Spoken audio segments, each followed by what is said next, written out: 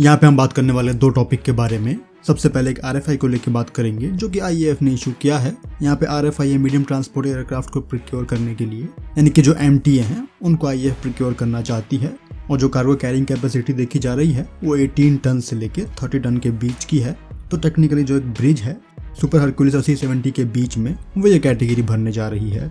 यहाँ पे number of aircraft की बात करोगे तो वो तकरीबन 40 प्लस हो सकती है, क्योंकि जो एक कॉस्ट एस्टिमेशन है 3 तरह के बैच में 40 के, 60 के और 80 के बैच में वो मांगा गया है कि जो वेंडर है इन बैच के लिए क्या प्राइस ऑफर करेंगे, क्योंकि जो ऑर्डर होगा वो बड़ा होगा तो जो कॉस्ट होगी वो ऑब्वियसली कम पड़ेगी।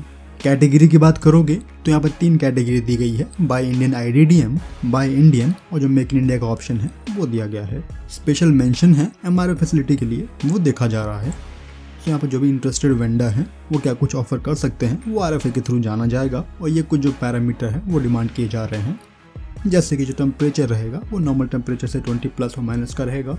वेरियस ऑल्टीट्यूड पे जो टेम्परेचर रहेगा वो एयरक्राफ्ट किस तरह का सस्टेन करेगा, जो मीन सी लेवल का प्रेशर है वो कैसा रहने वाला है। सो ऐसे कुछ जो पैरामीटर है वो IAF देख रही है। यहाँ पे जो एयरक्राफ्ट होगा वो पैराट्रूपर को कैरी करना चाहिए, जो शॉर्ट टेक ऑफ और लैंडिंग है जितनी पॉसिबल हो वो देखी जा रही है। और यहाँ पे जो एयरक्राफ्ट होगा वो सक्षम होना चाहिए और स्टीयर लैंडिंग करने में या फिर जो भी आपके अनप्रिपेयर्ड सरफेस हैं वहाँ पर लैंड करने में।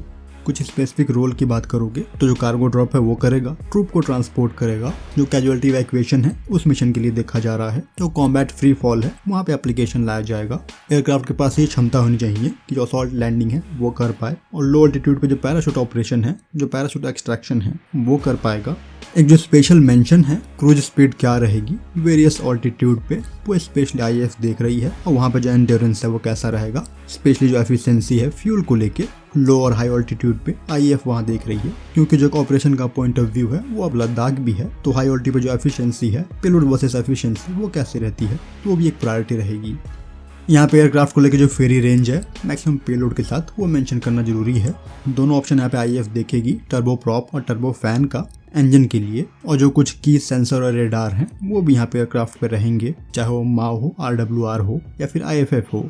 सो यहाँ पे एक और पॉइंट है कि किस तरह का जो टॉट है वो ऑफर करने वाला है वेंडर, तो वो चीज़ भी देखी जाएगी। तो इस कैटेगरी में कुछ प्राइम ऑप्शन की बात करते हो तो जो एयरबस का A400M है वो इस कैटेगरी में आ जाएगा, क्योंकि कार्गो को लेके एक जो डायमेंशन है वो IAF ने मेंशन किया है RFI में कि एक ऐसा कंटेनर जिसका जो डायमेंशन है वो 10x20x40 का होगा। तो वो चीज़ एयरक्राफ्ट में देखी जा रही है कि जो कार्गो कंपार्टमेंट है वो इस डायमेंशन का एटलीस्ट होना चाहिए। तो टेक्निकली इस वेट कैटेगरी में 18 to 30 टन में इस डायमेंशन के साथ प्रॉब्लम जो फ्यूचर की रिक्वायरमेंट है, जैसे कि इंडियन आर्मी की जो आर्मर्ड फाइटिंग व्हीकल है FICV होगा, या फिर जो लाइट टैंक है जो कि इस कैटेगरी में आ जाएंगे और इस डायमेंशन में भी आ जाएंगे, तो उनका भी जो ट्रांसपोर्ट है वो यहाँ से किया जा सकेगा।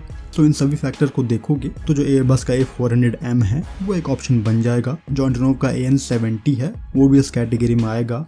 यहाँ पे कुछ हद तक जो एम्बरर का C390 है वो आ जाएगा इस कैटेगरी में। हालांकि वहाँ पे जो कार्गो कैपेसिटी है वो 25 टन के अराउंड की ही है, 30 तक नहीं जाती। और यहीं पे जो जापानीज कावासाकी C2 है वो भी इस कैटेगरी को मैच करती है। तो दो जो प्राइम वेंडर बन सकते हैं वो एयरबस का A400 होगा और जो कावासाकी C2 है वो इस कैटेगरी में आती है। तो अगेन यहाँ पर जो C2 है वो ट्विन टर्बोफैन इंजन का इस्तेमाल करती है, और जो आपका A400 है वो टर्बो प्रॉप का इस्तेमाल कर रहे हैं, जहाँ पर जो इंजन का नंबर है वो 4 है। तो इन दोनों के अपने एडवांटेज है और डिसएडवांटेज हैं। लेकिन जहाँ तक बात करो सर्विस सीलिंग की, रेंज की और स्पीड की, तो लगभग दोनों के ही बराबर हैं। एक जो की फैक्टर है इन दोनों में से जो कावासाकी C2 है उसकी जो टेक ऑफ और लैंडिंग डिस्टेंस है वो काफ़ी कम है A400 के कंपैरिजन में। A400 के पास जो एडवांटेज है वो ये हो सकता है कि जो एयरबस की डील है एक और साइन हो चुकी है IAF के साथ C295 के रूप में। तो ये कॉमन ग्राउंड है, कॉमन फैक्टर है, मेंटेनेंस को लेके हो, ऑपरेशन को लेके हो या फिर लॉजिस्टिक को लेके हो, वो चीज़ IAF के लिए मेंटेन करना आसान होगा। तो वो जो एडवांटेज है वो यहाँ पे A400 को मिल सकता है। A400 के पास ये भी एडवांटेज है कि हर तरह के एयरफील्ड पर लैंडिंग करने के लिए और जो एरो स्ट्रक्चर है वहाँ पे कम स्ट्रेस जाए, मतलब जो फ्रीक्वेंट ऑस्टियर लैंडिंग है वो ये कर पाए, उसके लिए जो एडिशनल शॉक एब्जॉर्बर है वो यहाँ पे लैंडिंग गियर में दिए हुए हैं, जो कि C2 पे या फिर दूसरे सिमिलर एयरक्राफ्ट पे नहीं है।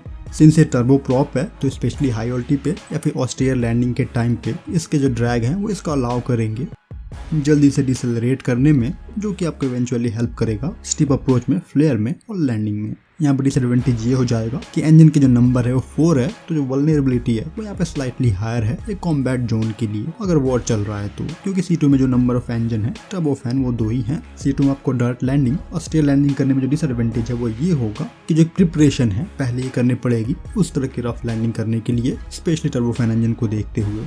तो अगर आपको जो कार्गो है वो एक हायर स्पीड से ट्रांसपोर्ट करना है, जो कि दोनों ही एयरक्राफ्ट के लिए यानी कि A400 के लिए C2 के लिए जो मैक्सिमम स्पीड है वो 0.9 मार्क की है C2 की और 0.75 मार्क की है A400 की। तो इस केस में जो आपका A400 होगा जो कि टर्बो प्रॉप है, अगर वो मैक्सिमम स्पीड पे रन करता है एक हाई ऑल्टीट्यूड पे तो जो एफिशिएंसी होगी वो कम मिलेगी।